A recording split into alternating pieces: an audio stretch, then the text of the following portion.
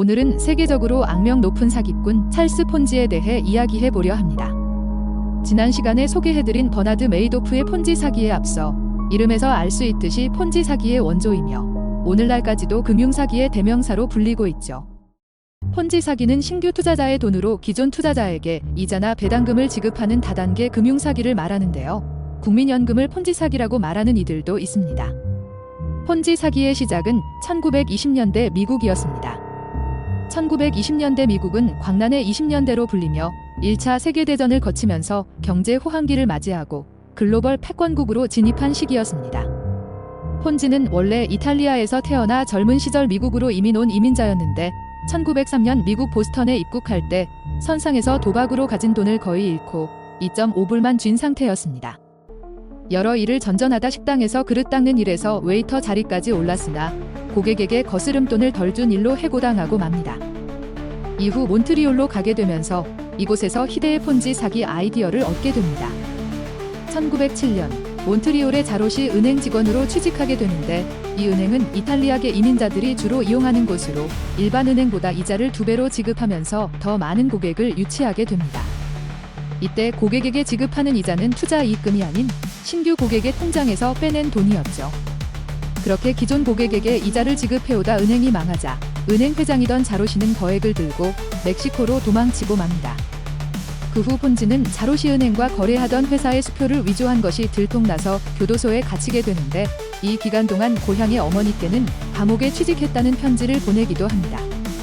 그 후 여러 일을 거치면서 결국 세상을 뒤흔들 방법을 찾아내게 되는데요. 1919년 어느 날 폰지는 집에서 우편물을 정리하던 중 아주 흥미로운 정보를 발견하게 됩니다. 바로 국제 우편 쿠폰이라는 것이었죠. 이 국제 우편 쿠폰은 편지를 외국으로 보내고 수신인이 다시 발신인에게 답신을 할 때 추가적인 우편 요금을 내지 않도록 편지 안에 같이 넣어서 보내던 것이었습니다. 이 쿠폰은 국가마다 가격이 달랐으나 그 차액을 추가로 받지 않고 면제해 주었죠. 폰지는 이 국제 우편 쿠폰의 취약점을 알고는 이 차액으로 돈을 벌 생각을 하게 됩니다. 가령 이탈리아에서 구입한 우편 쿠폰을 미국에서 교환할 경우 제1차 세계대전 이후 인플레이션 때문에 달러로 바꾸면서 수익을 얻을 수 있었던 건데 이 아주 작은 차익이 폰지에게는 큰 영감을 줬던 겁니다. 그는 곧바로 계획을 세웠습니다. 우편 쿠폰을 대량으로 사서 비싸게 팔면 큰 돈을 벌 수 있지 않을까? 이 생각은 불과 몇 주 만에 그의 머릿속에서 천재적인 투자 아이디어로 변모하게 됩니다. 그러나 문제는 우편 쿠폰을 사고 파는 방식만으로는 큰 수익을 내기 어려웠다는 점입니다. 이 아이디어로는 실제로 부자가 되기 어려웠죠. 폰지는 아주 빠르게 새로운 방법을 고안해냈습니다. 그는 사람들에게 엄청난 수익을 약속하며 투자를 받기 시작했습니다. 이 약속은 믿을 수 없을 정도로 매력적이었죠. 45일 안에 50% 수익 보장. 90일이면 2배로 돌려드립니다. 폰지는 이 약속을 널리 알리며 투자자를 모았습니다. 그가 돈을 번 방법이 실제로 우편 쿠폰을 거래한 것처럼 보였지만 사실은 전혀 다른 곳에서 돈을 벌고 있었던 것이죠. 폰지의 전략은 간단했습니다. 새로운 투자자들이 낸 돈으로 기존 투자자들에게 수익을 돌려주는 방식이었죠. 즉, 새로운 사람의 돈으로 앞서 투자한 사람들에게 수익을 지급하는 겁니다. 이 방식을 지금은 폰지 사기라고 부르는데요. 이 방식은 끊임없이 새로운 투자자가 유입되지 않으면 결국 무너질 수밖에 없는 구조였습니다. 사람들은 그의 투자 제안에 열광했습니다.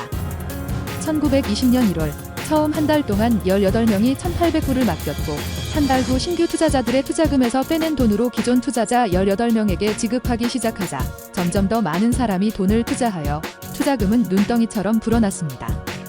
1920년 2월에서 3월 한 달 사이 투자액은 5,000불에서 25,000불로 늘어났습니다.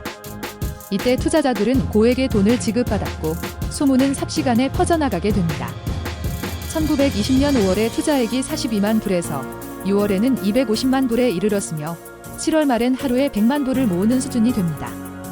대부분의 투자자들은 수익을 보지 못했음에도 계속 돈을 투자했고 폰지의 회사 지점은 여러 주로 뻗어나갔습니다. 초기 투자자들은 주로 저소득층이었지만 소문이 퍼져 상류층도 투자를 시작했으며 로렌스의 은행가가 1만 불을 맡길 정도였으며 폰지에 가까운 친구들이나 처가집 식구들도 투자하고 있었죠. 그는 호화로운 저택을 사고 고급 차를 타고 사치스러운 생활을 즐기며 세상 사람들의 주목을 받았습니다. 사람들은 그를 경이로운 금융 천재로 여겼습니다. 심지어 언론도 그를 칭찬하며 성공적인 사업가로 소개했죠. 그가 사람들에게 수익을 주는 모습을 본 다른 투자자들도 속속 투자에 나섰고 폰지의 사업은 겉보기에는 그야말로 성공 가도를 달리고 있었습니다. 그러나 폰지의 사업에는 치명적인 약점이 있었습니다. 바로 수익을 낼 방법이 전혀 없었다는 것입니다. 그는 우편 쿠폰을 이용한 사업을 한다고 했지만 실제로는 그 사업과는 전혀 상관이 없었습니다. 투자금을 모두 국제 우편 쿠폰으로 사려면 초기 18명의 투자자들의 투자금만으로도 5만 3천 장이 필요했고 1만 5천 명으로 불어난 투자자들의 이익을 위해서는 타이타닉 호 정도의 배에 쿠폰을 가득 채워 유럽에서 미국으로 보내야 했기 때문에 거의 불가능한 투자였던 거죠. 오직 투자자들의 돈만으로 버티고 있었습니다.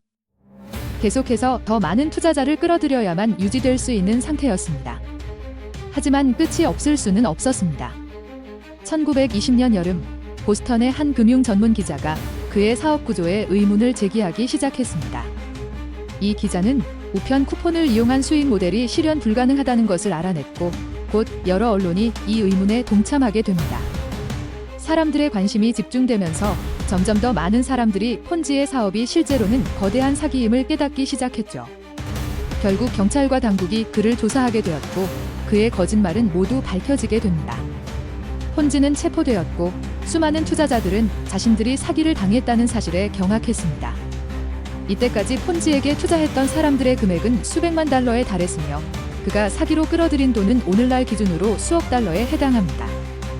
찰스 폰지는 체포된 후 유죄 판결을 받았고 수년간 감옥에서 복역했습니다. 그의 삶은 나락으로 떨어졌으며 그는 사기꾼으로 역사에 남게 되었죠. 폰지 사기 방식은 그 후에도 여러 번 반복되어 오늘날까지도 금융사기에서 자주 사용되는 방식 중 하나입니다. 그 이름조차 폰지 사기라고 불리며 경각심을 불러일으킵니다. 그렇다면 왜 많은 사람들이 폰지 사기에 속았던 걸까요? 누구나 저위험 고수익을 원할 겁니다. 안정적인 투자이면서 더 높은 수익을 얻고 싶어하는 인간의 욕망은 폰지 사기의 가장 큰 원동력이었죠.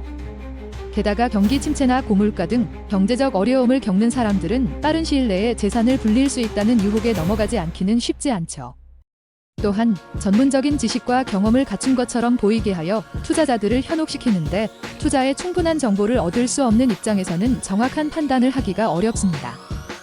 여기에 더해 이미 투자를 결정한 사람들은 자신이 선택한 투자에 대한 긍정적인 정보만을 찾고 부정적인 정보는 무시하는 경향이 있는 데다 다른 사람들이 돈을 벌고 있는데 자신만 뒤처져 있다는 두려움은 객관적인 판단 없이 투자를 서두르게 만듭니다.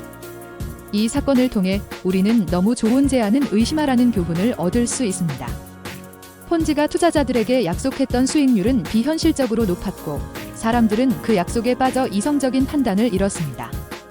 오늘날에도 비슷한 방식의 금융사기 사건이 벌어지는 것을 보면 폰지의 사기 수법이 얼마나 강력했는지 알 수 있습니다. 사람들이 한탕주의에 빠져 쉽게 돈을 벌고자 할 때 그런 욕망을 노리는 사기꾼들은 언제나 나타나기 마련입니다. 폰지의 이야기는 그 점을 잘 보여주는 사례입니다. 지금까지 폰지 사기 원조격인 찰스 폰지에 대해 알아봤는데요. 흥미롭게 들으셨다면 구독과 좋아요 부탁합니다. 지금까지 시청해주셔서 감사합니다.